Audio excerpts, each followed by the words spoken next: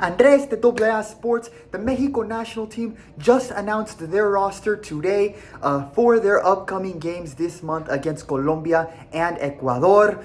25 players have been called up, with some returning faces that will surely be part of the team for the World Cup, as well as some notable absences, with one in particular due to a heartbreaking injury, forcing Aguirre to experiment with other players.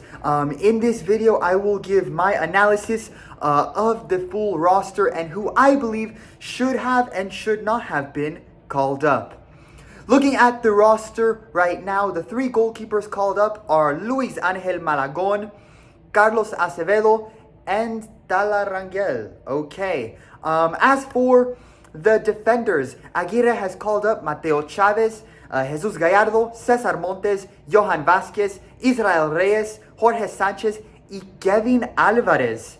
For the midfield, Alexis Gutierrez, Eric Lira, Orbelin Pineda, Tronco Rodriguez again, Luis Romo, Marcel Ruiz, and Eric Sanchez. And lastly, for the offensive front, the players that have been called up are Santi Jimenez, Cesar Huerta, Diego Lainez, Germán Berterame, Chucky Lozano, Julián Quiñones, and Alexis Vega. So some names that are not a surprise to see at all. And then there are some big surprises in this roster. Let's analyze this part by part. Starting with the goalkeepers, Malagon, Acevedo, and Rangel. Malagon is without a doubt the number one goalkeeper right now. Acevedo is an interesting call-up. This likely is Aguirre trying to see who is the best option for the third goalkeeper position, or at least that's what it should be. Acevedo was part of the Copa America team but did not play in any of the games, so we'll see what happens here. As for Tala Rangel, what the hell is he doing on this roster? He was one of the two worst players for Mexico in September, and in just his 4 games for Mexico, he has conceded 10 goals, with 4 of them being due to individual errors where he should have made the save. Has he shown massive improvement with Chivas? No. They may have won versus America, but then Tala followed that up with an atrocious performance versus Toluca. He's proven that he is not good enough. Acevedo might play his way onto the team if given the opportunity in one of these 2 games, but Tala Rangel, really? I would still rather have Ochoa as the second goalkeeper, because at the national team level, Ochoa has more experience and hasn't made the awful individual errors that Tala Rangel has made. I personally would prefer a balanced goalkeeper roster. Your starter in their best form in Malagon, an experienced player in Ochoa, and your actual best young prospect who is in Europe in Alex Padilla. We'll see, but in my opinion, Malagon should be starting both of these games anyway. Moving on to the defense, starting in the right back position, you have 3 players called up that can play that side. Israel Reyes, Jorge Sanchez, and Kevin Alvarez. No Huescas or Julian Araujo. And I think a lot of fans are looking at this part of the roster and saying the same thing that Aguirre is probably saying as well. And that is, you gotta be freaking kidding me. Unfortunately, earlier this week in the UEFA Champions League games, Rodrigo Huescas was stretchered off the field in Copenhagen's game in Baku versus Karabag, and it has been confirmed that he suffered an ACL tear that he will have to undergo surgery for. This is season ending for him with Copenhagen, and it likely means he will not be able to play in the World Cup unless he has an incredible recovery. And I hope he does. This is just heartbreaking given he has been playing so well in Europe. He didn't deserve this, not with the motivation and dedication he has had. I wish him a full and speedy recovery, and hopefully, just by a miracle, He is able to compete at the World Cup somehow, but to be honest, it doesn't look good right now. With this, Aguirre has called up Jorge Sanchez, Kevin Alvarez, and Israel Reyes. And while I get that his preferred player in Rodrigo Huescas is injured, I think experimenting to this extent in the right back position is questionable by Aguirre. I know he has not gotten a lot of playing time with Bournemouth, but despite that, Araujo, during his 2 games in the Gold Cup, where he was a starter, played well. I don't know why Aguirre doesn't call him up, especially with Huescas out, because Araujo, he's available. He isn't injured. It is really as if Aguirre is just against having Julian Araujo on the team when he shouldn't be. Meanwhile, the player that seems like his go-to right back, his player he somehow trusts the most in Jorge Sanchez, he may be good defensively in Aguirre's style of play. But we have also seen the red flags that show why he is no longer a long-term solution for Mexico. The reason Aguirre started Araujo in the quarterfinals and semifinal of the Gold Cup was because Jorge Sanchez did not play well during the group stage of that tournament. Sanchez was at fault for one of the goals conceded versus the Dominican Republic, and he was a turnover machine with the ball offensively. That's why we saw in that game versus Costa Rica, Johan Vázquez didn't want to give Sanchez the ball. Jorge Sanchez, his defensive performances in Aguirre's defensive system have been good. And statistically, the best defensive performances Mexico have had have been with Sanchez as the starter. That I do think merits him being the second right back on the team, especially with Huescas out now. But we saw how Araujo is a better player. He is good defensively, and while his ball skills are not significantly better, at least he does not put the ball in danger like Sanchez has. And with Araujo being a Premier League prospect for Bournemouth, if you have a prospect in the Premier League, the top league in the world, you should be calling him up every time. I say this because it's not like Kevin Alvarez has shown he is miles better. The only reason he is now the starter for America was because Dagoberto Espinosa suffered a season-ending injury as well. He didn't play his way back into the starting 11 as the right back again. I'm against this decision by Aguirre.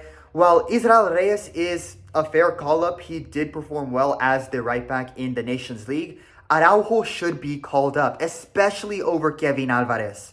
And Jorge Sanchez is not a long-term solution as a starter, especially if his own teammates don't trust him with the ball. As for the center backs, Johan Vázquez and Cesar Montes will surely be starting in both games. They will be part of the team in 2026 because they are the best 2 center backs Mexico have right now. No debate there.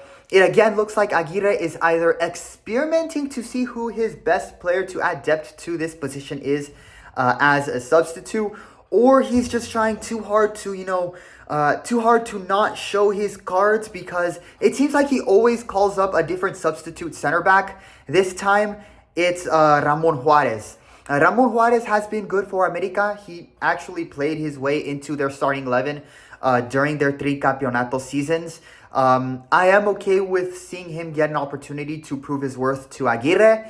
And remember, Israel Reyes can also play as a center back on the right side if needed, like Cesar Montes. So I think this was a good decision by Aguirre. As for the 2 left backs called up, Mateo Chavez and Jesus Gallardo, they are the 2 best left backs right now. Statistically, the best defensive performances for Mexico have been with Gallardo on the field. And he has been great with Toluca so far. He also has 3 goals so far this season with Los Diablos Rojos. And Mateo Chavez, he played his way off an awful Chivas team. And while he is right now competing for the starting left back spot in Alkmaar, he might end up becoming the starter for them soon, given he has been playing better than Mace de Witt. So no surprise or debate in the left back position. Moving into the midfield, Alexis Gutierrez, Eric Lira, Orbelin Pineda, Tronco Rodriguez, Luis Romo, Marcel Ruiz, and Eric Sanchez. Outside of Ruiz, Pineda, and Eric Lira, this is easily the weakest part of the roster and probably a bit disappointing to C4 fans. And it is a surprise to see Edson Alvarez not be called up. However, it is worth noting that despite having a solid game this week in the Europa League with Fenerbahce, Edson is just coming back from a minor muscle strain injury. So I do believe that Aguirre made the decision to exclude Edson from the roster because he's just coming back from injury. And after the heartbreaking news we have learned about Huescas, I think Aguirre doesn't want to risk getting his best center defensive midfielder hurt in these preparation friendlies. He wants these players to be 100% healthy for the World Cup. It isn't ideal. Obviously, you want your best players for these types of games, but I also understand Aguirre's thinking with the World Cup next summer. And I do think in this position, they are in good hands with Eric Lira, who has done well filling in place for Edson. Orbelin Pineda and Marcel Ruiz, I think, are good call-ups. Orbelin is still a starter in Greece, and Ruiz has 2 goals and 2 assists so far. Look for Aguirre to try to use Orbelin as an 8 instead of as a 10 on the field, as that's where Pineda has played the best so far, especially with his club, AEK Athens. As for the rest of the players in the midfield, I think Chiquito Sanchez, Gutierrez, their call-ups are to complete the roster because this is definitely not the best midfield Mexico has.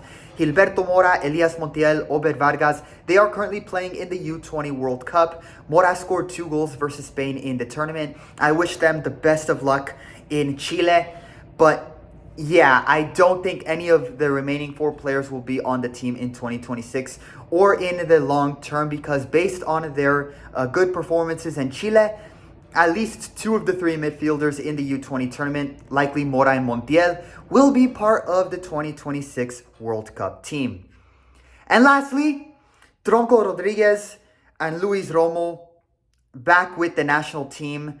Again, I don't know why Tronco keeps getting called up. He has not been deserving of the over 50 games he has played for Mexico. I hope he doesn't get significant playing time, especially in these tougher games, because it would be an 11 versus 10 scenario at best. If there was any player who deserved to get injured based on their form and lack of motivation, it was Tronco Rodriguez, not Rodrigo Huescas. And Luis Romo is a perfect embodiment of why Chivas players should not be called up right now. He has not done much of anything with Chivas. You finally exclude Piojo Alvarado from the roster only to call up Romo, who has been just as non-existent. But again, with Mexico wanting to perform well in the U20 World Cup, where they are in the group of death, I think this is just a temporary midfield. I think Ruiz, Lira, and Orbelin will be the only players from this group that we will see in the World Cup. And now, finally, the offensive front. Germán Berterame, Julián Quiñones, Chino Huerta, Santi, Chucky Lozano, Diego Lainez, and Alexis Vega. Starting with the wingers, Chucky, Huerta, Lainez, and Vega. Well, I think the call-ups for Vega and Huerta are well-deserved and they should be the starters. I think outside of that, this part of the roster definitely could have been better. Again, why do they refuse to call up Osiel Herrera? He has been better than Lainez for Tigres and can bring much more offensive creativity among the wingers that has been lacking since the Gold Cup.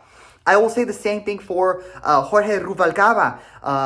He has 4 goals and an assist so far for Pumas and was one of the best players during the hybrid friendlies in South America. Why not give him a chance? I would rather call those 2 players up instead of Lainez and Lozano. And no disrespect to Chucky Lozano and his contributions for Mexico, but you could see in September how his form after making the move to San Diego in the MLS. While he is great in the MLS as a player who joined after playing for several years in Europe, his form has slightly declined and that his stats are a bit inflated. Because while he wasn't a liability in the games versus Japan and South Korea, he also was not the solution. So in my opinion, Vega and Huerta should be the starting wingers. And please in November, call up Oziel and Ruvalcaba and give them a chance. They're deserving of it. As for the strikers, Berterame, Julian Quiñones, Santi Jimenez, the most notable player out for these games is Raul.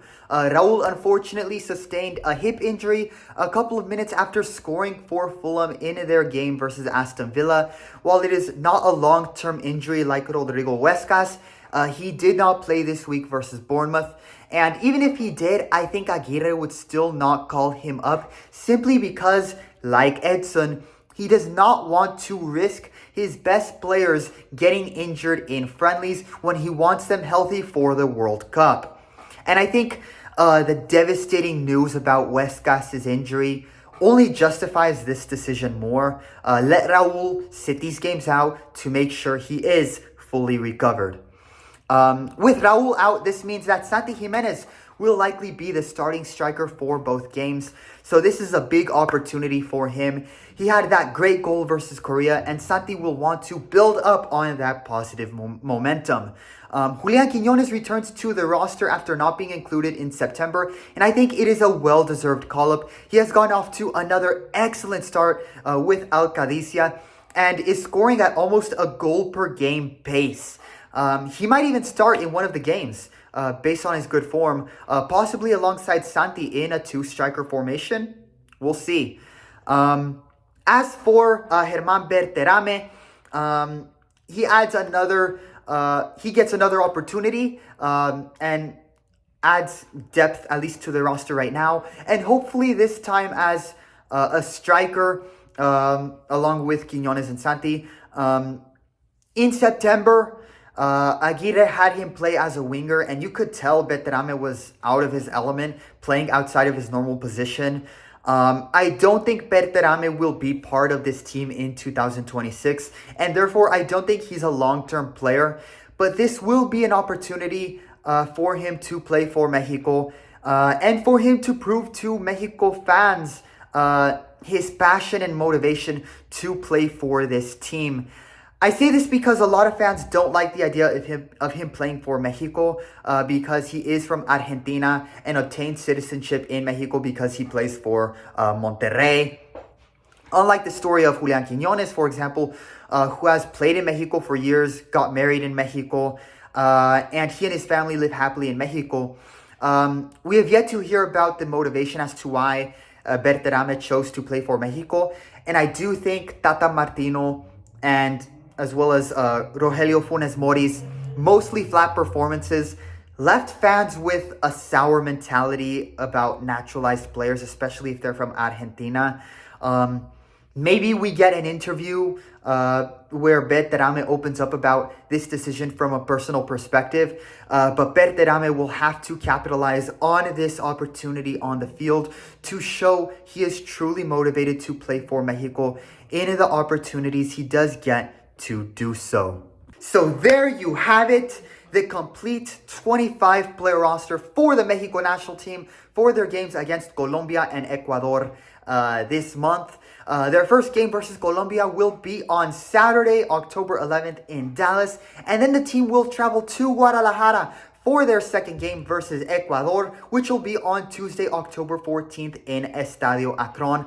Looking forward to watching both games, especially the game versus Ecuador, because finally Mexico will be playing in Mexico. Andres de AA Sports. Leave your opinions on the roster in the comments below. We are almost at 200 subscribers, so please leave a like and subscribe to support this Sports Passion Project channel.